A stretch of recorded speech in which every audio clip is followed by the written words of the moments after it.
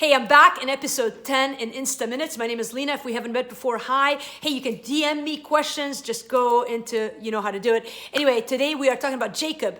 Even though he's the guy who is going to be carrying the line that would lead to Jesus, he's the son of promise. Even though that's the case, he is a mess. And just a reminder that God takes great joy in taking our messes and using them for his glory. But so we catch him in Genesis 28 in a spot where he's sort of blown things with his brother. He's made a mess of things. He's lived a life of deception. And so he goes away to his relatives. And on the way, he spends the night in a wilderness. And if you know Jacob by reading the chapters so far, you know that he's not an outdoorsy sort of guy. So it's a bit rough for him. And so he sleeps. In Genesis 28, he dreamed in verse 12. And behold, there was a ladder set up on the earth. And the top of it reached to heaven. And behold, the angels of God were ascending and descending on it. So a ladder comes down from heaven. And there are angels on it. And behold, the Lord stood above it and said, I am the Lord, the God of Abraham, your father, and the God of Isaac. The land on which you lie, I will give to you and to your offspring. Your offspring will be like the dust of the earth, and you will spread abroad to the west, to the east, to the north, to the south. And in you and your offspring shall all the families of the earth be blessed.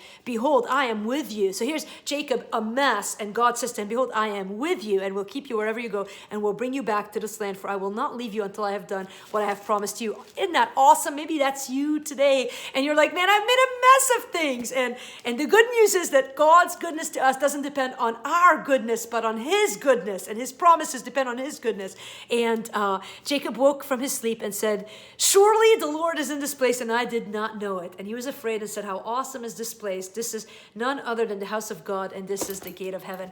A symbolic dream, because a reminder that salvation isn't me trying to reach to God like the people of Babel, but a picture that God has reached down to us. And of course here it's through a ladder picture, but in the New Testament, God does it through the birth of Jesus Christ. He takes on flesh, God takes on flesh and comes in the incarnation to give us salvation. And so, of course, practically speaking, Jacob opens his eyes and he's like, man, God is in this place and I didn't know. And that's the thought I want to leave with you today. You are living in a place right now where you might be feeling like you're far away from God. In Psalm 139, we're told that even in hell, God is there with us. And so God is right now, you might be living in a spot where you don't feel his presence, but like Jacob, I pray that you and I would wake up, where we would become woke to the fact that God is in this place, even if we don't feel him, even if we don't see him, even if sometimes we don't recognize it, but just by faith, let us believe that he is in the messes that we're in, making straight that which we might have rendered crooked and marred. Listen, he did it in the Garden of Eden to Adam and Eve, and he